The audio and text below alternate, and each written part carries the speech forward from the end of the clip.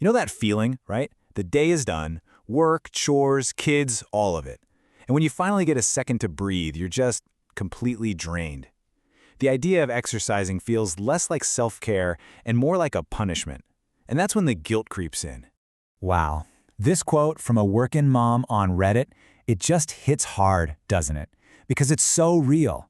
It's that awful loop. You're too exhausted to work out, but then you feel guilty for resting, which just makes you feel even more mentally wiped out. And this gets right to the core of it. This isn't about being lazy.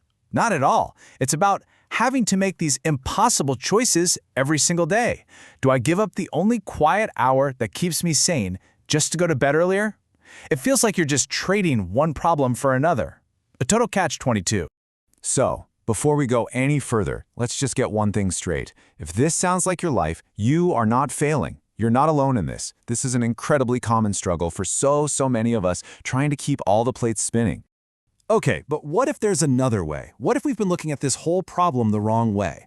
What if the solution isn't finding an hour you don't have, but finding something much smaller? What if the key to breaking the cycle, to feeling better, to actually building a habit that sticks, is just this number? 10. Just 10 minutes a day. That's it. Let's call this the 10-minute mindset. And here's the deal. Research actually backs this up. Short, consistent, higher quality workouts can be amazingly effective for things like fat burning and boosting your heart health. It's all about consistency, not how long you spend doing it. And this, right here, this is the secret sauce. It's all about the psychology. When you give yourself permission to just do the minimum, you're so much more likely to actually do it. It's about getting that small win every day, which is way more powerful than setting some huge, intimidating goal and then feeling bad when you miss it. Okay, so the theory sounds good, right? But what does this actually look like? Let's get practical. Here's a super simple, no equipment needed routine you could literally do right after watching this.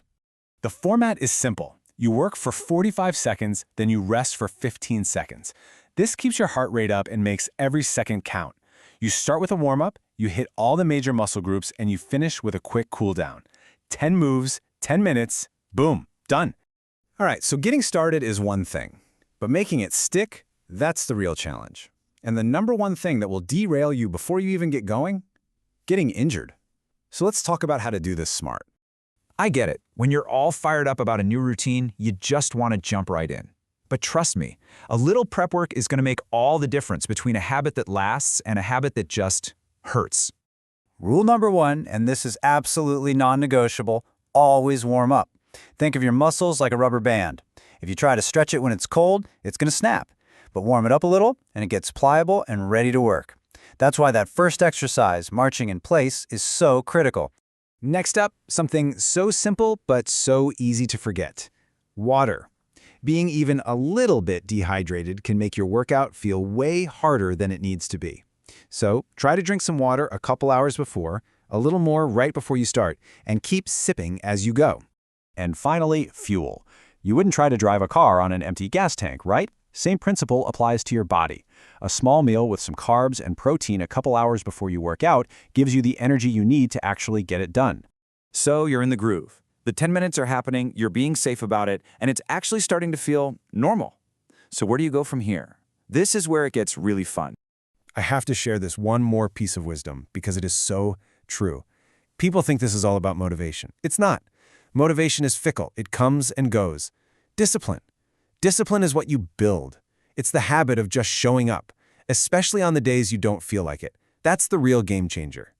And once you hit that point where your 10 minutes feels automatic, like brushing your teeth, that's when you can start to play around with it. Adding variety is key to preventing boredom and making sure you keep challenging your body in new ways. A great place to look for ideas is a resource like Girls Gone Strong. They have a huge library of quick bodyweight workouts. You can stick with your 10-minute commitment, but switch things up. Maybe do an upper body focus one day and a lower body focus the next. Then, whenever you feel ready and there's no rush, the next step is really simple. Maybe one day you have a little extra energy and you decide to try a 15-minute workout. It's a small step up, not some massive, intimidating leap. And that's how it grows. That tiny 10-minute seed can blossom into 20, 25, or even 30-minute routines on days when you have the time and energy. It all starts with just showing up for those first 10. So, if you only remember one thing, please let it be this. The goal is consistency, not perfection. Let go of the idea that a workout only counts if it's an hour long and leaves you in a puddle on the floor.